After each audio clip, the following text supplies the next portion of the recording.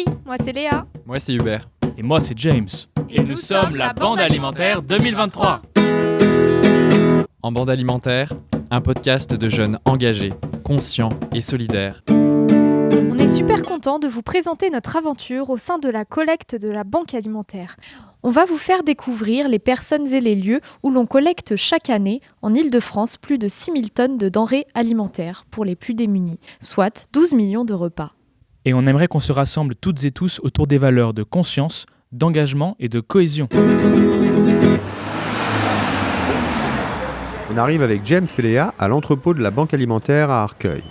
Un hangar semi-ouvert où des hommes et femmes en gilet orange s'activent dans le calme et devant lequel stationne un camion marqué du logo de la Banque Alimentaire ainsi que d'autres utilitaires appartenant à des associations venues s'approvisionner. Bonjour, Sarah.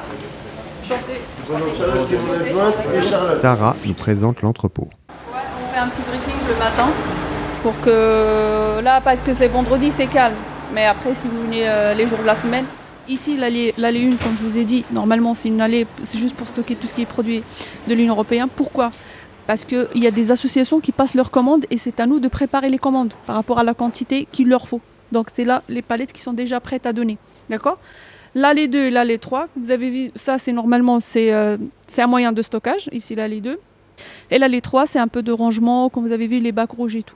De tout ce qu'on met dehors, c'est du libre-service. Donc les associations, ils peuvent s'approvisionner.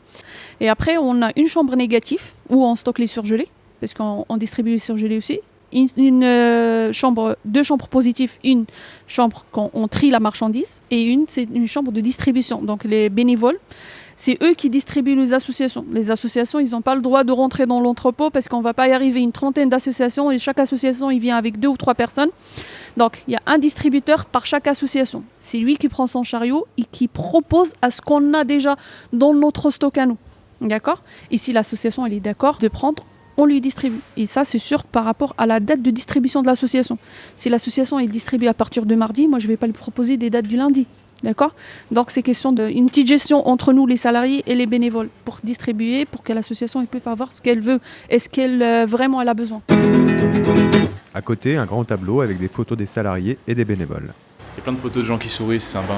Donc là, on est avec Guy, qui apparemment est le seul bénévole qui vient le vendredi à la BAPIF.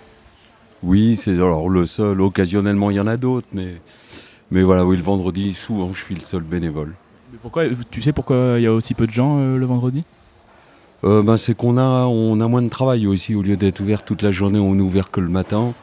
Et au lieu d'avoir, une trentaine ou 35 assos par jour, là, on doit avoir le vendredi 10. Une dizaine d'assos qui ne prennent pas beaucoup de marchandises. Donc, du coup, il y a besoin de moins de monde. Et un chauffeur, en général, ça suffit le vendredi matin. Donc, je tiens le rôle de chauffeur. Voilà. Mais vous n'êtes pas trop peu, du coup, le vendredi ? Non, c'est... Enfin, après, des fois, s'il y a des coups de bourre, il y a toujours possibilité pour le chef d'entrepôt de demander à un bénévole de venir en supplément. Voilà, on est quand même assez souple. Moi, je viens 2 fois par semaine.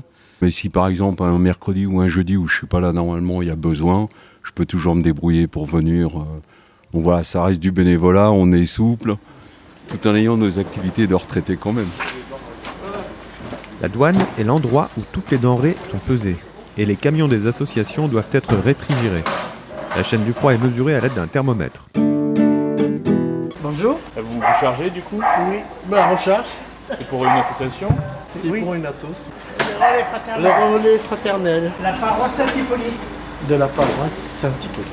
Ok. Dans le 13e. Là, vous chargez de la moutarde et... La moutarde, oui, parce que Non bon... mais on a le camion aussi avec nous. Il y a des tomates de toutes les couleurs et de toutes les formes, j'ai l'impression. Oui, J'avais jamais vu des tomates comme ça. c'est joli. C'est beau. C'est les tomates décoratives. Mais mangeable, quand même. Ah bah oui.